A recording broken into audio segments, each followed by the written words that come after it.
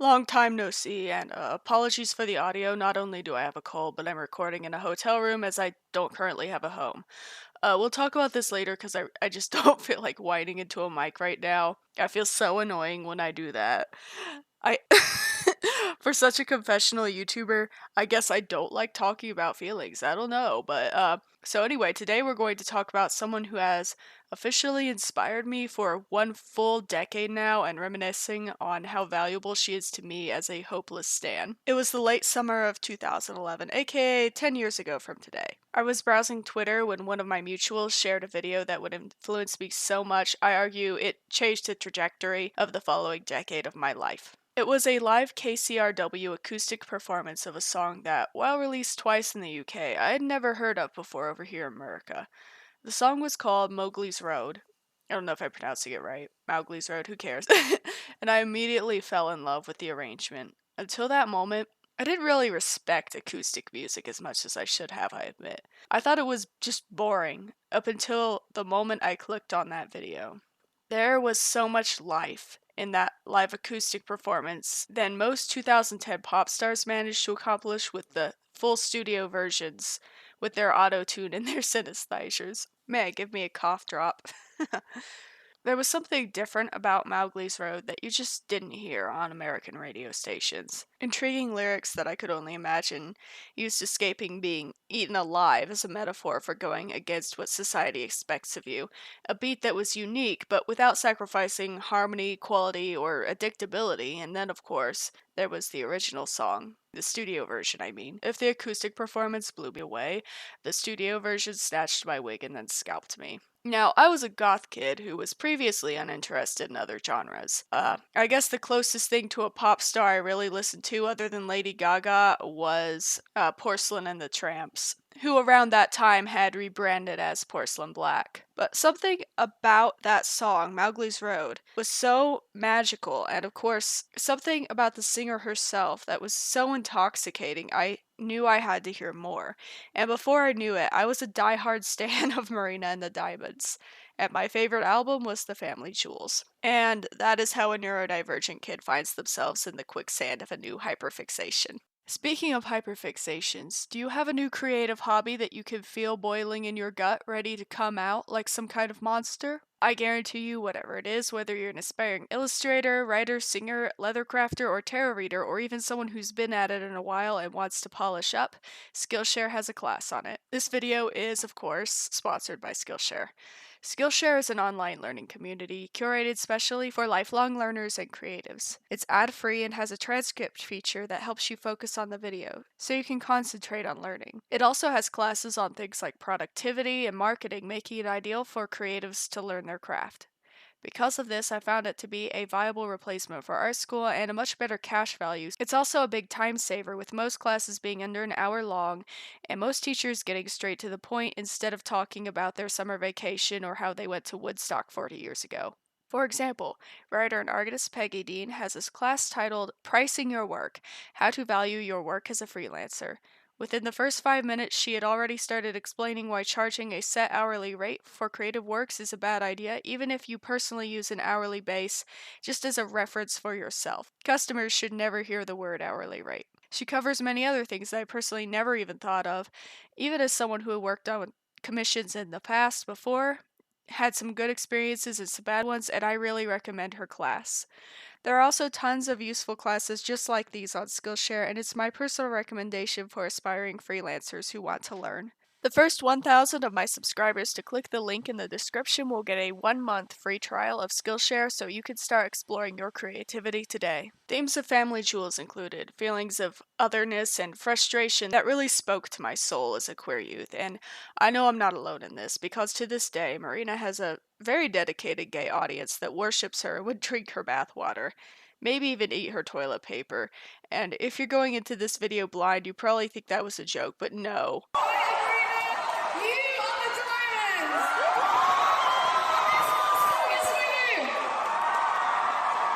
No.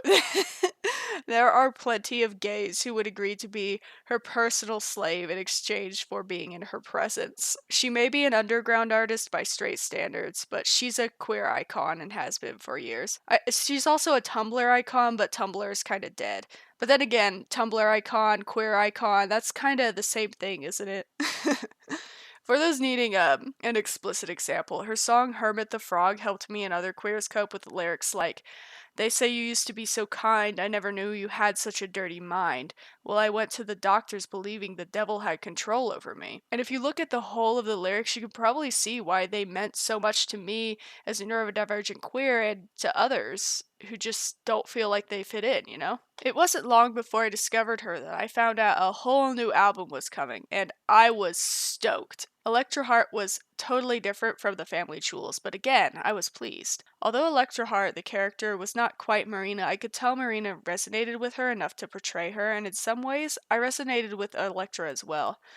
Since the character is so aligned with what society expects young women to be and the toll that society therefore takes on women who are filling those roles, she's a really easy character to see yourself in. And the music was still fun, unique, and catchy. The aesthetic was fun and vintage, and a deep meaning was still in the foundation. This is Marina's most well known album, and it's an absolute masterpiece in every way.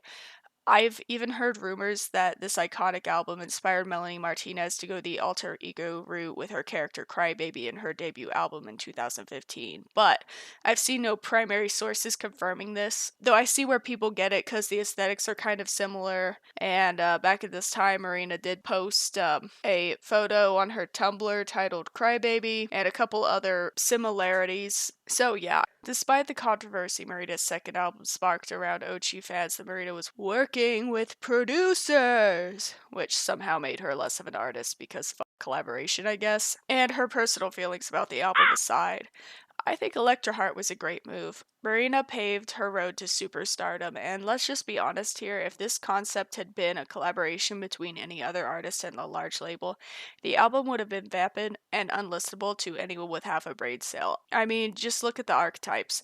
Housewife, beauty queen, homewrecker, idle teen. We're talking she followed a recipe for pure cancer, but put in a secret ingredient that turned the whole project around. So instead of this pick me bullshit that it could have been, we have a legendary work of art, a feminist masterpiece, a touch which only Marina could have provided. And every song, maybe there were a couple that didn't, but pretty much every song had a music video along with it, fleshing out a colorful vintage portrait of a modern woman struggling with identity. The character of Electra Heart was concluded in the eponymous music video, where she wipes off the iconic cheek heart, using artistic symbolism to kill off the character. Or so we thought. Hashtag foreshadowing. In a time where I felt and was trapped and repressed, the Electra Heart album also created a world I could escape to. In my reality, my vision was going out, I couldn't find a job, my boyfriend dumped me, and all my friends disappeared. I was trapped living in poverty with emotional abuse and neglect. We're talking like I'd try to win approval by baking an elaborate meal that took hours, and the closest thing I'd get to affection for it was being told that I better clean up the kitchen. It was that bad. I was lonely, dying of touch starvation, but yet too undiagnosedly autism to find a decent relationship. I spent most of my time in my room crying or browsing the vintage pastel aesthetic on Tumblr. Tumblr was at its peak at the time, and there were hundreds of active blogs dedicated to Marina and Lana. I could live through the titular character, vicariously experiencing life through her story, turn off all the lights, and dissociate from reality for the time being. No matter how bad things got, no matter how little progress I made in adulthood, I could put on this album, browse Tumblr, and daydream.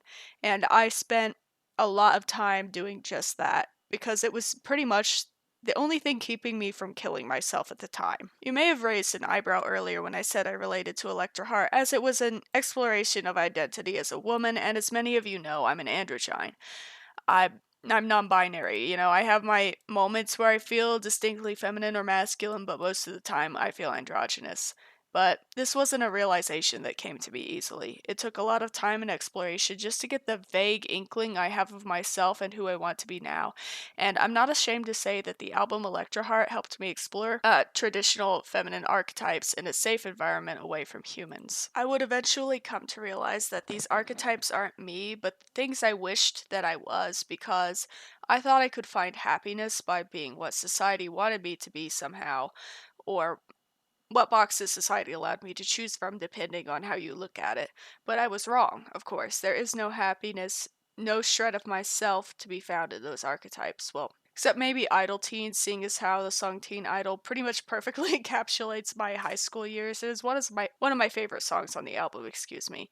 It's no wonder why, though. It took me several years to get over the fact that I was not elected prom queen. I can't talk. My throat is dry. My nose is stopped up. But I'm such a workaholic, I'm making this anyway. I also did go through this like housewife phase where I thought the only way out of poverty was to get married, but honestly, I don't need a ton of money to be happy, and I don't think I need a husband telling me what to do or a wife telling me what to do. I need freedom. I need space to express myself.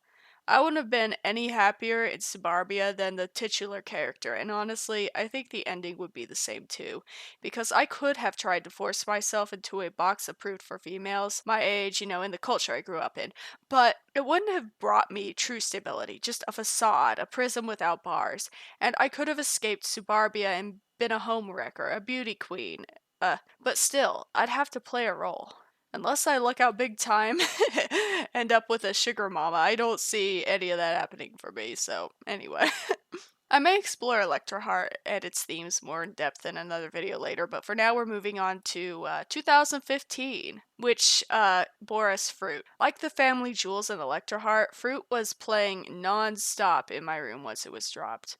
This one seemed to be more to Marina's personal taste, with understated music that you could cry to and dance to at the same time.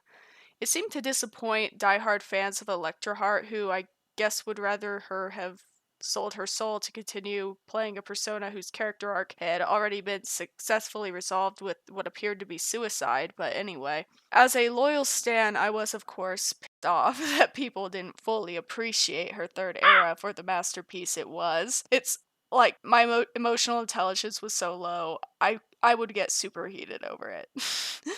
Now, I was, and I still am, admit, a little resentful that so many of her fans refused to be open to her newer projects, and while I don't care so much that people prefer Electra Heart, because honestly, I think I kind of prefer Electra Heart over Fruit too, but I do take it way too personally when people just don't like Fruit at all and refuse to give it a chance, especially since I suspect a large part of it was just the change to a mature image, and a large part of her fan base was the Tumblr teens at that point, and I felt like they were just really missing out on songs like Ruin, Fruit, Happy, Blue, and if I keep going, I'll just spill the track list. Like on Fruit, they were like, oh god, I wish you just go back to Electra vibe. When Electra came out, people were like, you fucking sell out, blah blah blah.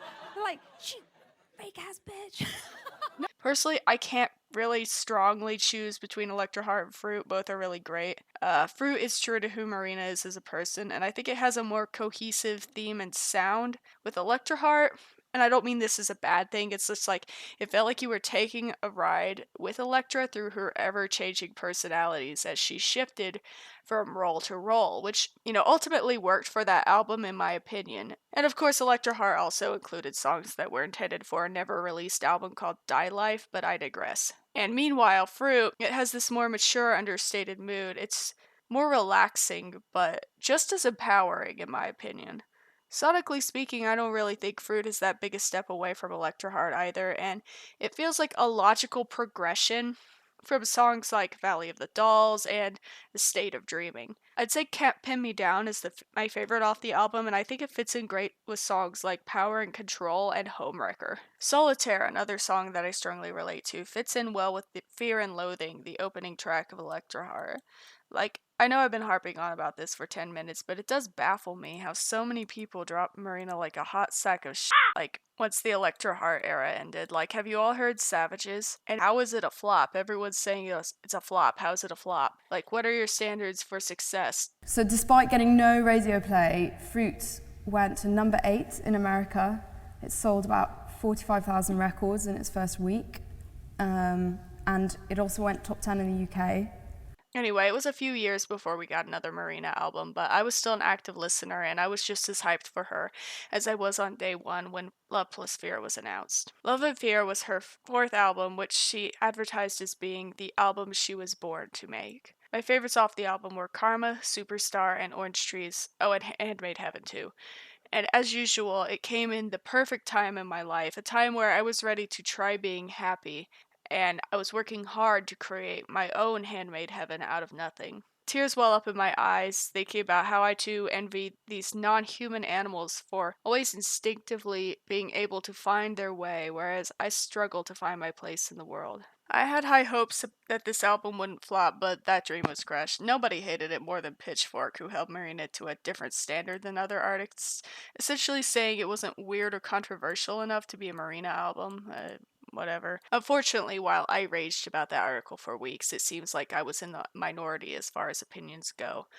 Marina received so much fan backlash from this album, she had to disappear from the internet for her mental health, which I think says a lot about how so called fans treat the artists they claim to love. Sometimes the superstar to stan parasocial relationship dynamic is so toxic, it's more akin to an abusive relationship than anything, and I find that truly heartbreaking. It's not that I don't understand why people don't like it. I understand from a business standpoint that people associate Marina with certain themes and they want certain things from her. And for her to write songs from a healthier mental perspective probably felt jarring for some fans. And for some reason, people think, and I see this all the time, people think that an exploration of happiness is less deep than an exploration of sadness. And people will think that a depressing song is just automatically excuse me, hiccup, more deep than like a happy song. But that's just, it's not true at all. Marina was at a point in her life where she felt content, so it seemed, and based on her life struggles, it might have been a new feeling for her, so why should she not write music about it? Finally, we were gifted with a Marina album we could listen to when we didn't feel like drowning ourselves in champagne and sad twerking in a high rise next to our sugar daddy's corpse. How is that not a good deal?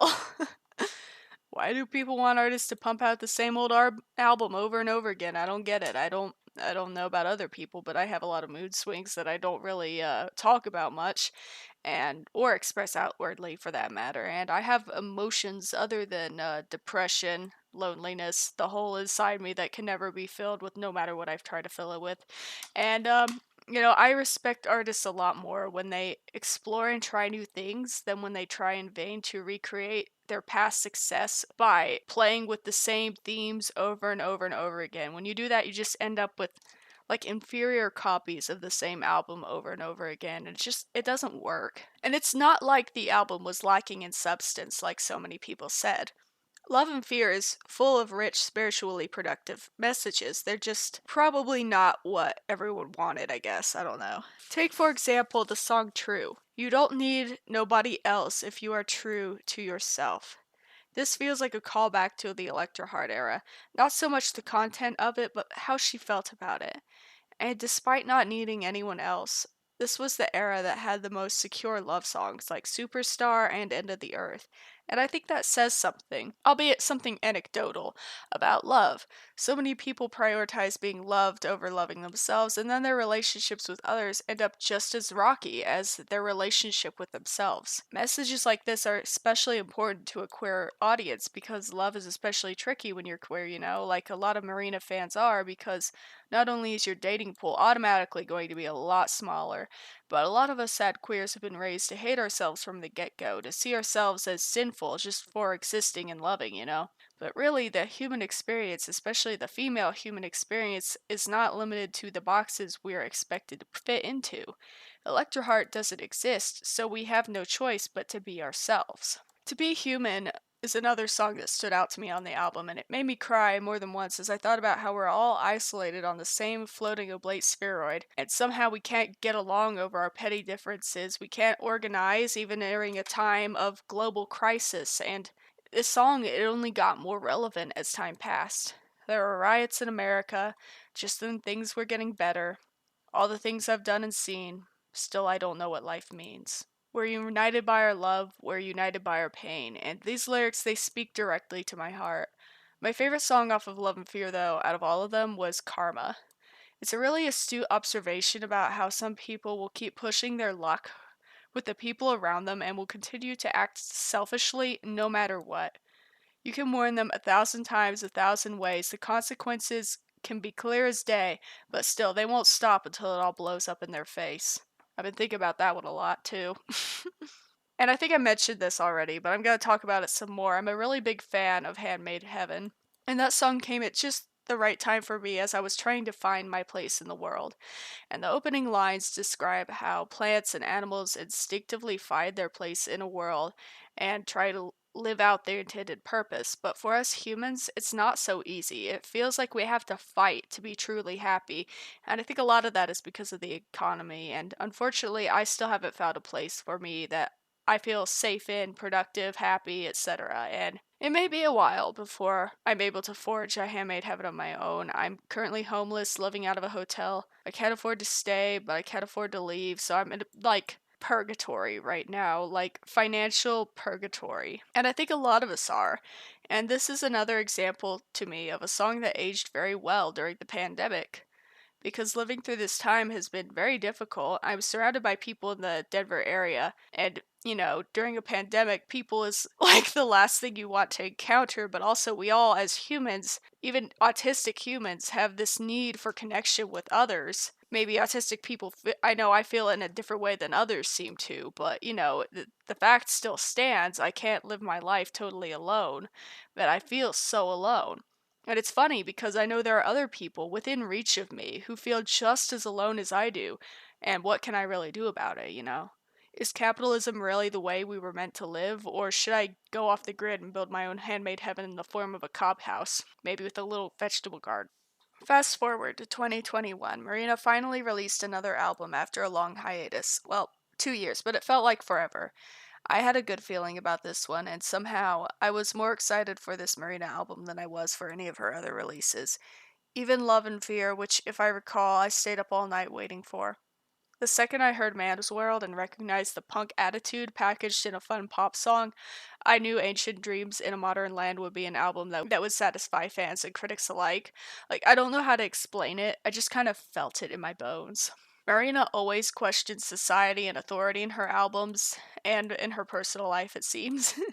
But in the 10 years of standing her, she has dropped all form of subtlety, and something about that is just amazing because so many people think that you need to use flowery language to sort of censor yourself when you're writing songs like that. But I feel like the bluntness of Man's World speaks volumes, and I don't know, we don't need to always use euphemisms, you know what I mean? And I know some people try to twist the meaning of that song around a lot, but when she says she doesn't want to live in a man's world anymore, I think y'all know exactly what she means, alright?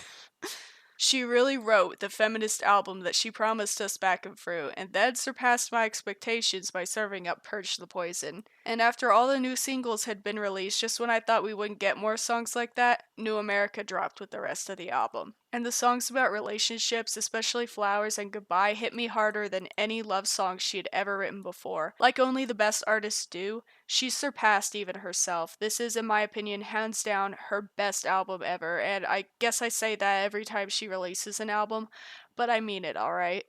Because somehow it feels like Marina always knows just what I need, right? The Family Jewels, it came out when I was depressed and angry and othered.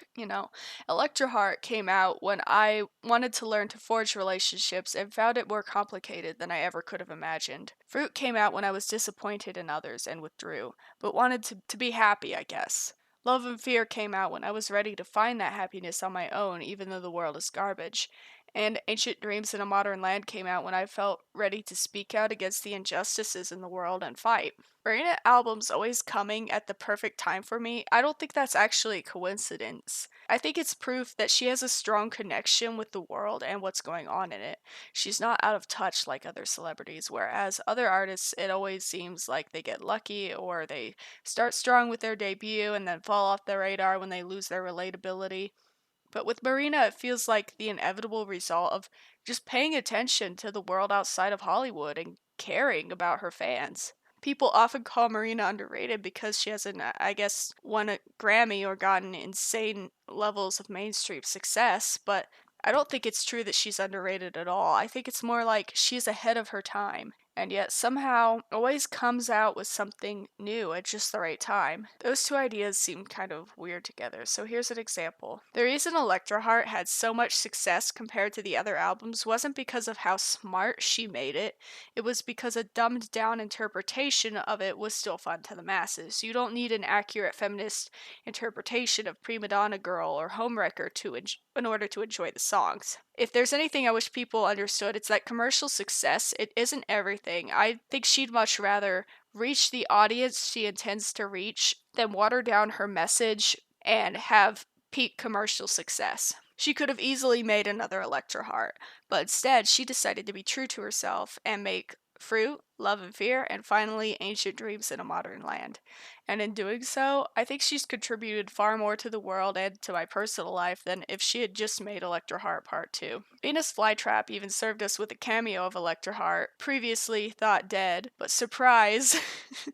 We get to see Electra with a new identity dancing in an otherwise vacant diner, wearing a Harvey Weinstein Gone to Jail t-shirt with a feather boa around her neck. And this is probably my new favorite faked her death and was alive all along storyline ever. It was probably the only one to ever genuinely shock and delight me. The album also had plenty of slow songs as well, such as the heartbreaking Pandora's Box and Goodbye.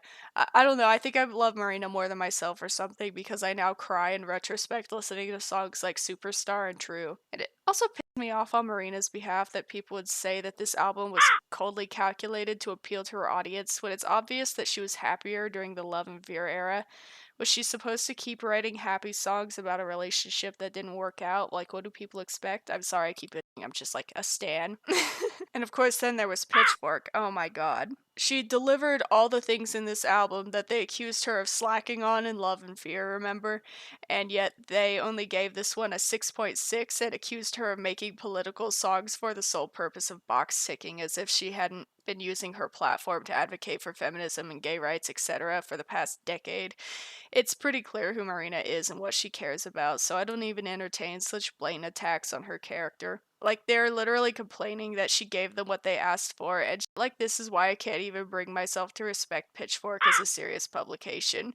I almost see their critique as an accomplishment, because obviously the album is so good, the assholes at Pitchfork dislocated their arms and broke their wrists, reaching for reasons to hate it. But, whether they liked it or not, Ancient Dreams in a Modern Land has had a really amazing reception so far, and, I mean, what can I say? I've been a Marina stan for 10 years, and it's definitely paid off. Marina has grown up into such an inspirational woman who has helped not just me, but many others forge their identities and love themselves. She speaks very eloquently on social issues, more so than I ever could, and with a passion that can only come from a celebrity who truly actually cares. Marina has been one of my favorite people throughout most of my adult life. It's been a wonderful 10 years, and I'm hoping for another 10 years to come. That's it. Please rate, subscribe, and blessed be Motherfers. If you'd like to support me, my merch store is still open, and I do have a Patreon. Thank you very much, and blessed be Motherfuckers. Oh wait, I already said that. Well, it's been a while. It's always good to say that twice, right? See y'all.